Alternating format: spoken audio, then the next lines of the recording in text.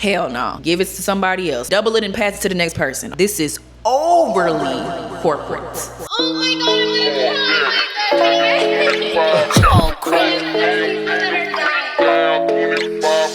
Hey guys, welcome back to my channel. For those that are new here, my name is India. It's so nice to meet you. For those that are true here, it's so good to see you again. So I'm starting a new series, okay? I just dropped my Substack, so please make sure that y'all go subscribe to my Substack. It is called The Corporate Dropout. And so I'm starting a Diaries of a Corporate Dropout series on my Substack, but also on YouTube. So first things first, I want you to go to Substack and I want you to go read my Me Suited and Booted as If article. And what I'm about to do today is I'm literally about to read the article and literally provide my live narration for it. So sit back, relax, and just have a good time, because y'all know y'all about to get the tea, but also y'all gonna get me also narrating my tea as well. So let's just dive right into it. Like I said, go subscribe to the Substack, go read the article, okay? It will be linked in the description below, but we about to read it and I'm about to pause and we about to discuss as we read. So let's go ahead and dive into it. Number one, the title. The title is Me Suited and Booted as If. Diary of a Corporate Dropout, Part 1. Ooh wee, look what money makeup do. Not me though, y'all be safe. That's the title. Now let's get into it. Let's also mention the photo that we use. We use Nene from Real Housewives of Atlanta, thank you. And she is suited and booted, but she's looking like, what is this mess? That video really captured what I was feeling, what I was thinking at the moment when I wrote this article. So I hope you guys enjoy. I'm going to put the picture somewhere up in here in this region. But yes, let's go ahead and dive into the article. Is this a safe space? Actually, scratch that. This is my house.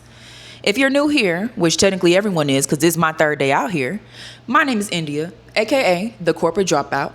Take a look at that pending trademark sign, by the way. I just want to let y'all know I did apply for my trademark. There was a lot that I've been wanting to do with The Corporate Dropout, but I knew the minute that I started to run with it, a lot of people would want to follow.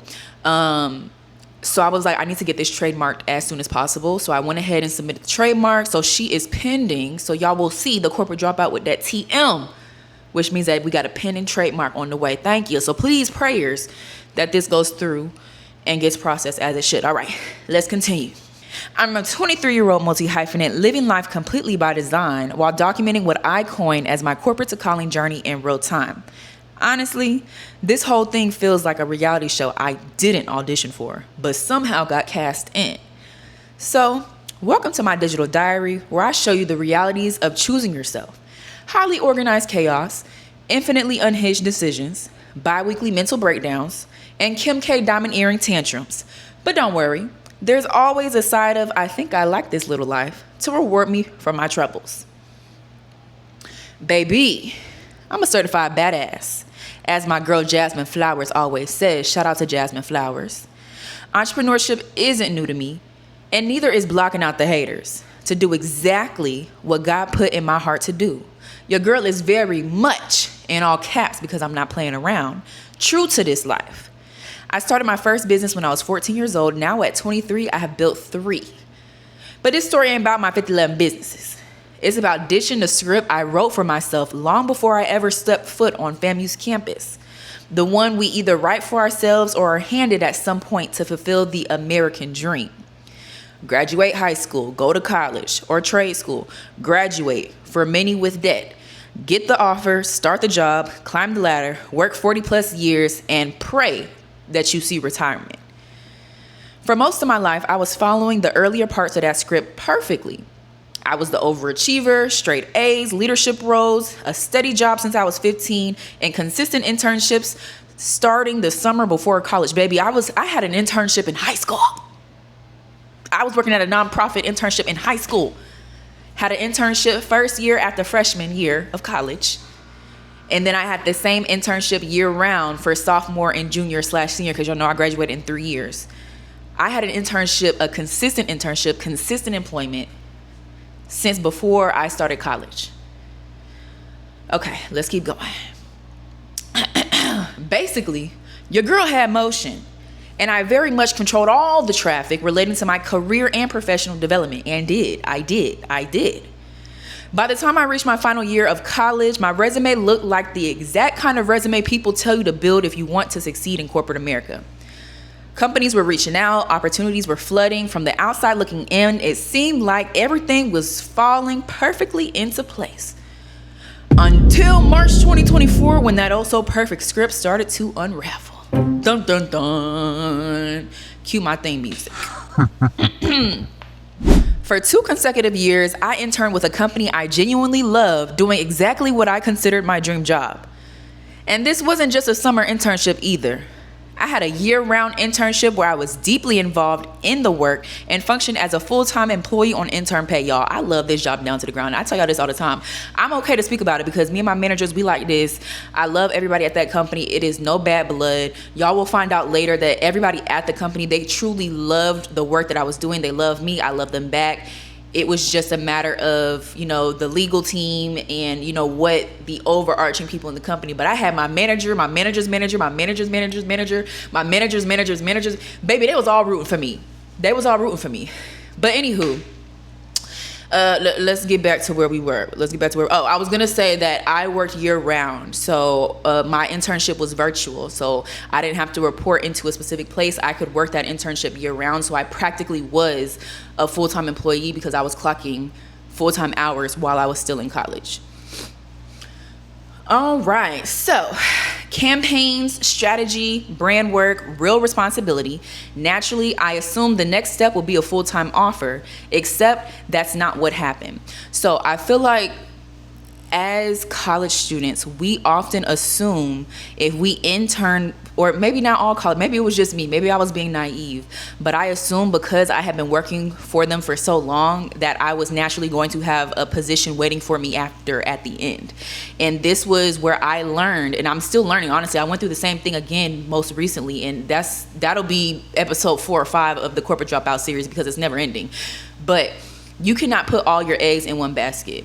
You cannot expect anything from the corporate world, from the business world. Do not expect anything. Please do not.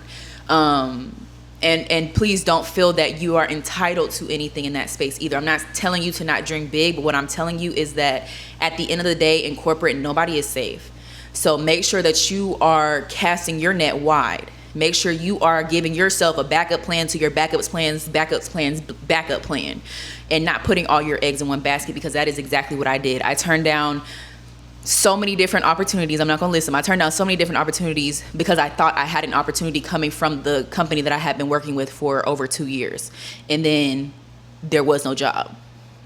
So I say all this to say, please do not assume that you have something lined up unless you received a contract and signed a contract saying that you have something lined up. If it's not in writing, it don't exist. Let's continue. Around that same time, I received an offer from a Fortune 500 company in New York City, the kind of offer many people dream about receiving straight out of college. The starting salary was sitting just under 6 figures, so I did what any logical person would do. I brought that offer to the company I had been interning with for 2 years to shake the table, as K. Michelle would say. And that's when I received news that would completely disrupt the script I thought I wanted to follow. Hey, so funds were recently moved. There isn't a position available right now. In other words, we ain't got no job for you, boo. So suddenly, I had a decision to make. Do I move to New York and take the offer or not? Now, yeah, let's pause right here, okay? So, mind y'all, at that time, I felt like my only option was to go to New York. I felt like I had to go to New York despite, I'm about to have to change this because my Osmo Pocket about to die, and I really hate that for myself because I'm so sick of this, but I have a charger, so I'm gonna have to bring my charger out in a minute. But anyway, I was upset because I didn't want to up and move my life to not Chicago, to New York. Number one, New York is cute. I love Sex and the City. I love that whole vibe, but living there on a daily basis is a hell no for me. And I think I literally say that in the article. Like, that's a no for me. If I want to go to Target or go grocery shopping, I'm not trying to wheel a cart on a damn subway and walk 5,000 miles to get what I need to get when I could have just hopped in my car, parked in the parking lot, got it, and went back home. Okay, New York is just not the type of lifestyle that I want. It's cute to visit. It's cute to, go there for vacation or fashion week and come back home. But I just did not see myself living there full time. Not to mention, it was really the suited and booted part. That is the inspiration for the title of this article. I did not see myself as a suited and booted kind of girl. Like, yes, okay, corporate America, okay, it always gave CEO, it always gave boss, but it never gave, I'm working at a Fortune 500 company in New York City and the industry is finance. That's a hell no for me. I'm so sorry. That's too corporate, too suited and booted for me, because where is the creativity among all that? Like, a creative industry is like, it stimulates my brain creatively, okay? Corporate finance is not that. Corporate finance is not that at all, or at least not for me. Finance and tech, those are two companies. Tech has a little more, variety. It can be more versatile. It can be more diverse. But finance, baby, you locked and loaded. Absolutely not. So yes, I said, now, don't get me wrong, I love a little Sex in the City moment as much as the next girl. But New York has always felt like an auntie city, never a mama city. And what I mean by that is that aunties have the luxury to visit the baby whenever they want to and for however long they want to. Then when the baby starts doing too much, they give the baby back to his mammy. That being said, I can visit New York all day. Love the energy, love the fast-pacedness, but living there full time is a completely different story. A hell no for me, actually. Still though, the offer was good, really good. Nearly 6 figures straight out of college good. Now yes, 6 figures in New York ain't as long as 6 figures in Atlanta. That's just the truth. But in this economy, baby, you best jump, because getting an offer close to 6 figures, okay? Not to mention, the salary increase trajectory would have had me well into 6 figures after 1 to 3 years of employment. Now, when it comes to me, money alone has never made me jump. Well, okay, maybe under the right circumstance, but not for this. Okay, not for this. The role itself did not excite me. The work was not aligned with what I enjoyed doing. And it was actually a combination of the most hated work from my degree program: press releases, copywriting, and most importantly, an industry, finance, that had little to no room for creative stimulation. If I'm being honest, I could already see myself completely miserable because that field of work didn't align with who I actually am. And so one thing that I appreciate is that through everything that I've been through, my parents have been so supportive. I don't know what they be thinking deep down, but to me, they have been very supportive. And so I know who I typically confide in is my mom. And so my mom was one of the first people I called, and I was like, Mom, it's a great offer, but I don't want to work here. And I was like, but where I want to work, they don't have a job for me, so I have to go to New York. And she was like, India, you don't have to do anything. She was like, you always have a choice. You don't have to do anything that you don't want to do. And I feel like that will always stick with me. And maybe I ran with that a little too much, because y'all know I done declined a whole bunch of offers. Y'all gonna learn that if you don't know already, but y'all gonna learn that I'd be declining offers. But I just feel like that really stuck with me, because I felt like my only option was to go to New York, but that wasn't my only option. Now, for some people, that might be their only option. But for me, I have loving parents who, allowed me to come back in. Now, I ain't gonna put y'all in my business, but, I live with my dad. So my dad allowed me to, come back home. And so, I had somewhere to go, basically is what I'm saying. So I did not have to worry about rent. I did not have to worry about paying a mortgage. Okay. All I had to do was, go to work or do what I wanted to do, make money to fund my lifestyle, but I didn't have to worry about paying rent to anyone. And so a lot of people don't have that, but I do. So I'm going to take advantage of that, because I know a lot of people don't. And I know that I am blessed enough to not have to think about how am I going to, keep my lights on. Now, how am I going to put food in front of my table? Yes.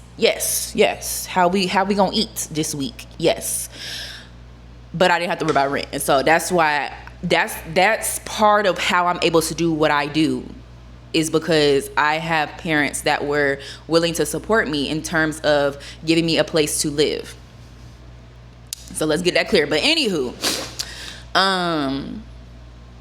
like I said, to keep it a buck, I never even wanted that job to begin with.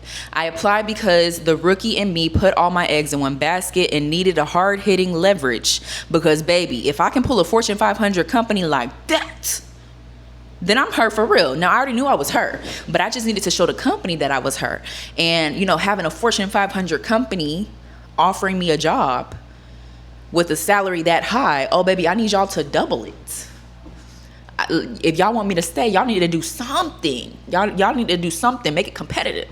That's why I applied for that job. But honestly, when I was actually going through the application process for that job, like I said before, it was everything that I hated about my major program. I hated doing press releases. I hated copywriting. I hated most of the writing portion. I majored in public relations because I wanted to understand storytelling a lot better, but not from a broadcast journalism standpoint, from a how do I tell the story of a brand, of a person, and how do I make that connect with people?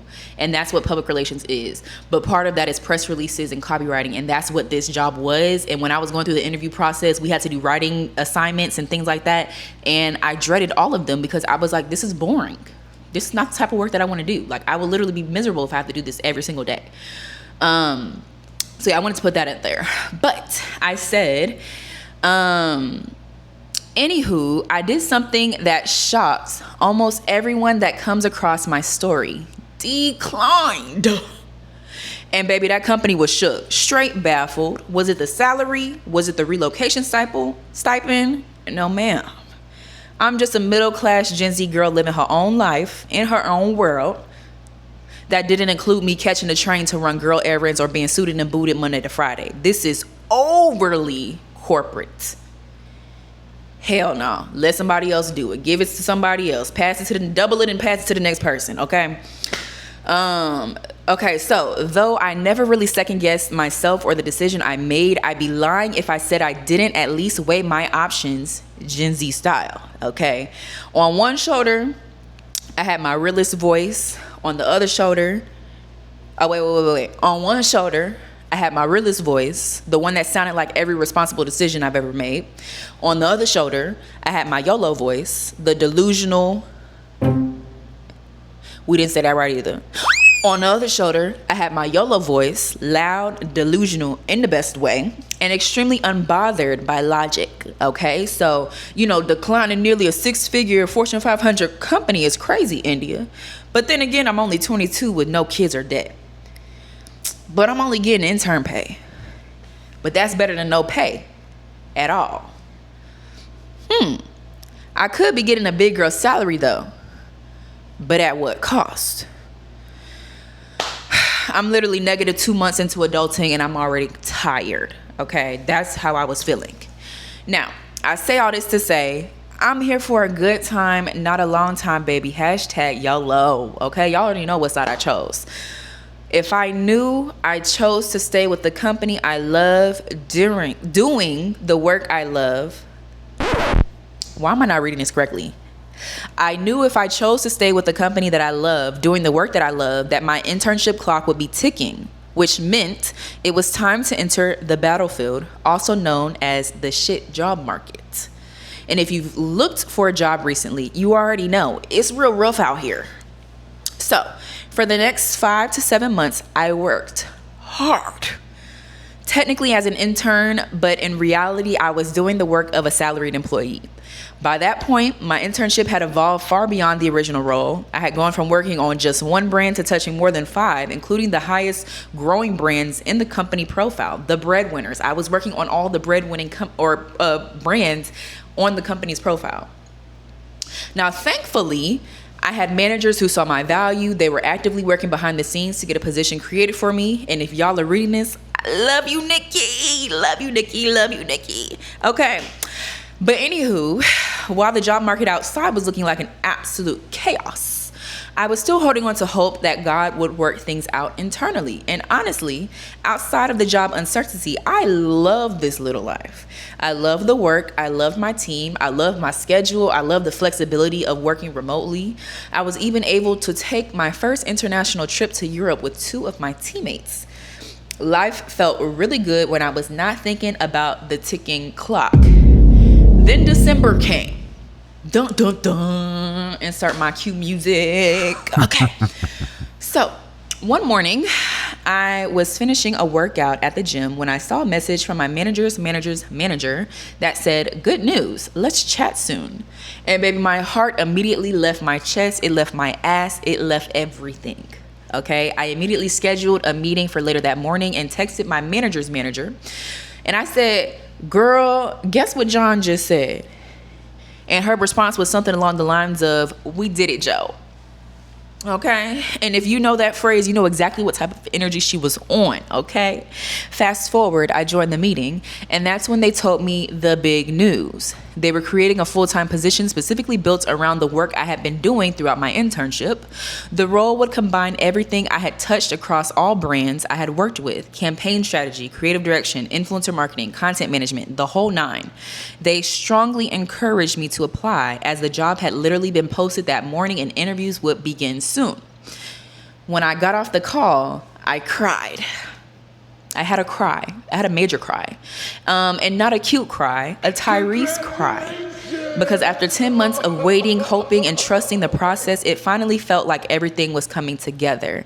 And I remember writing in my journal that same day,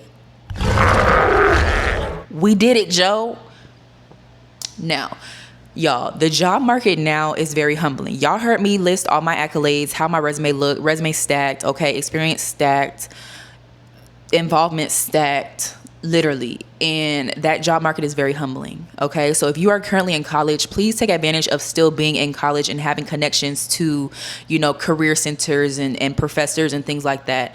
Because once you are on the outside, baby, it's only going to get harder. Okay. If someone with my resume is having a hard time, and this is not me trying to fear monger or whatever it's called, put fear in your heart, because what is for you will be for you. And clearly those positions that I was applying for were not for me. But what I'm saying is that this job market out here is no joke.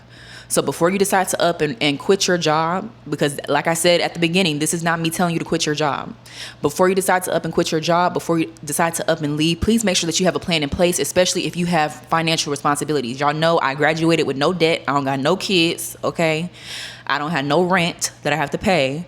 So I do not have the same financial responsibilities as many others. But baby, this job market is no joke, okay? I am not kidding. It is hard out here, okay? It's hard out here. And that's another article that's gonna come out. It's hard out here for a pimp, okay? Anywho, I said, we did it, Joe. Except that's not what happened. Because what came next is the exact moment I officially became a corporate dropout. And that story?